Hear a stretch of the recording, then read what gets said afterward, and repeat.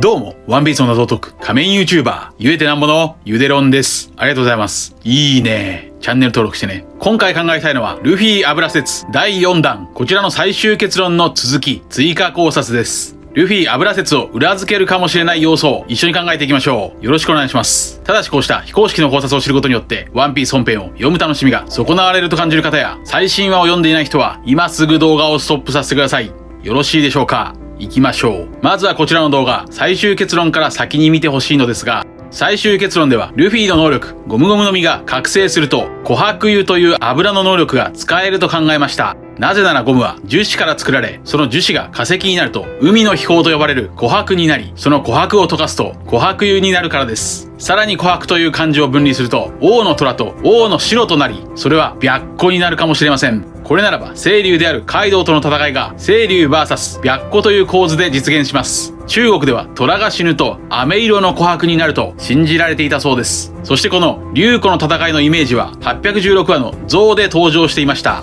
さらに琥珀とは太古の木々の樹液が化石化し堆積して海の底から見つかる海の秘宝ですから、シャンクスのセリフとも合致しており、西洋で琥珀は人魚の涙とも言われているので、魚人たちの悲願太陽の元へを掲げていた乙姫の娘古代兵器ポセイドンこと白星も連想できるので、かなりロマンがあります。そんな琥珀は古代ギリシャ語で晴れやかな太陽と呼ばれていたことから、ゴムゴムの実の本当の名前は太陽の神ニカと同じニカニカの実だと考えました。ニカニカとは日本語で日が照っている様子、そして人が笑っている様子です。太陽の神ニカとは人を笑わせ苦悩を解放する伝説の戦士だとフーズ風が語っていました。ここで考えたいのは、ニカニカと同じ笑顔という意味である人造悪魔の実スマイルです。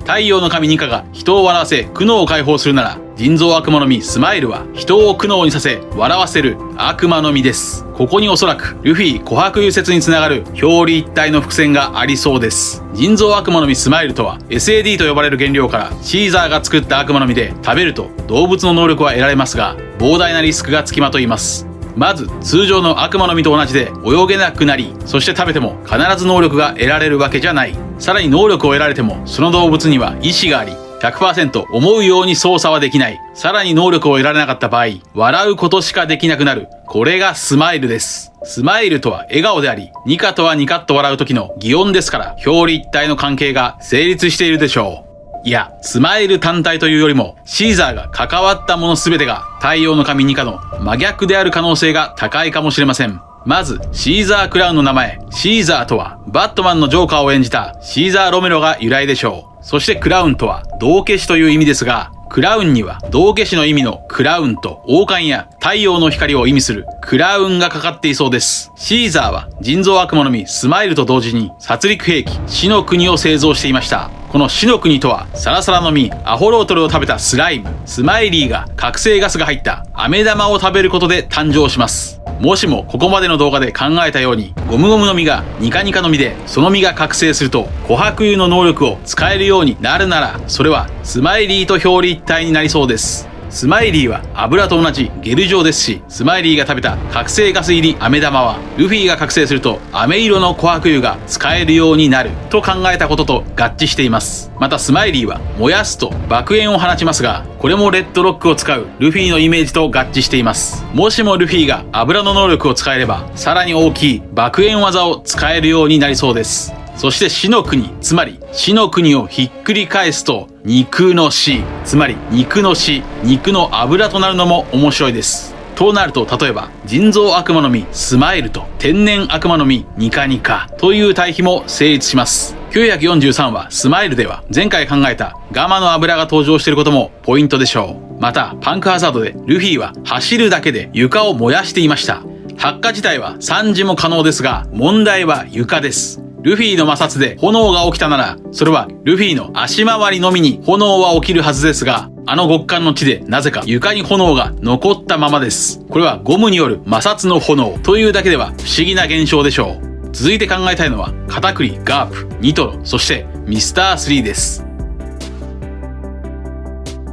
まずはカタクリを考えましょう。ルフィと鏡の世界で戦ったカタクリはルフィのゴムゴムの実と同じような能力、もちもちの実の所有者でした。まさにルフィとカタクリは鏡に映った2人ですから、片栗からもルフィ琥珀油説につながるヒントがありそうです。ヒントとなるのはもちろんドーナツでしょう。片栗はドーナツを食べるところを隠していました。ドーナツとは油脂で揚げた甘いお菓子です。そしてキリスト教のシャニク祭と関係があり、さらにユダヤ教では聖油の祭日ハヌカーと関係があるそうです。そしてドーナツの原型はオリーボーレン、その意味は油ボール。つまり片栗が秘密にしていたのは油ボールならば、ルフィの秘密も油かもしれない。そしてゴムは天然樹脂から作られますが、ここで樹脂を語呂合わせしてみましょう。樹脂の語呂合わせは樹脂。104話104話の扉絵はガープ。ガープはここで油断しています。前々回の動画では油断の伏線を考えました。それは油が断たれるとピンチになるというもので、104は樹脂もしくはジューシーの回にルフィの祖父ガープが油断しているのが意味深です。またガープは幼少期に虎を手なずけていました。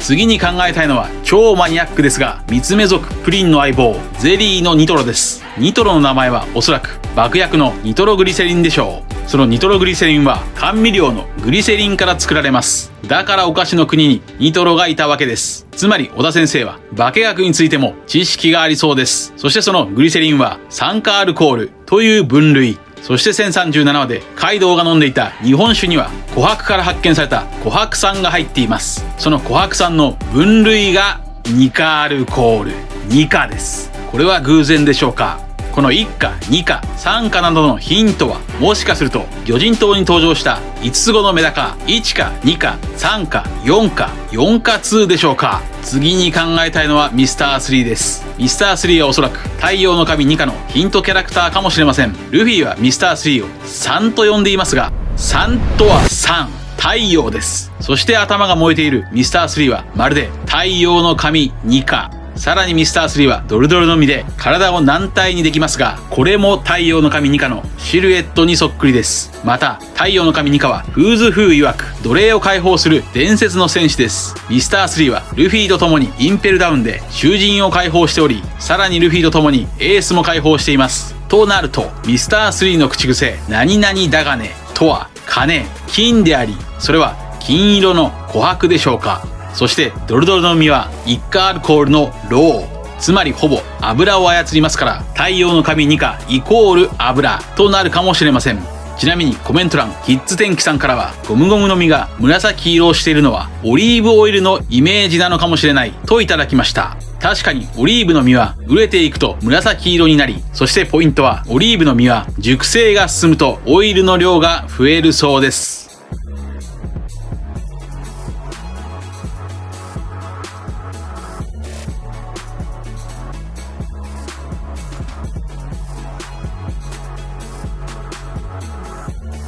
最後に考えたいのは、ルフィとは真逆の表裏一体だと何度も考えてきたサンジです。サンジの和の国での名前はサンゴロウ。サンゴロウとはつまりサンゴロウ。太陽は56、太陽の神ニカはゴム。以上です。考察は当たるも八卦、当たらぬも雷鳴八卦なのでご容赦ください。皆さんはどう思われましたか？ご意見や考察してほしいなどがあればコメント欄までよろしくお願いします。ありがとうございました。チャンネル登録やコメントよろしくお願いします。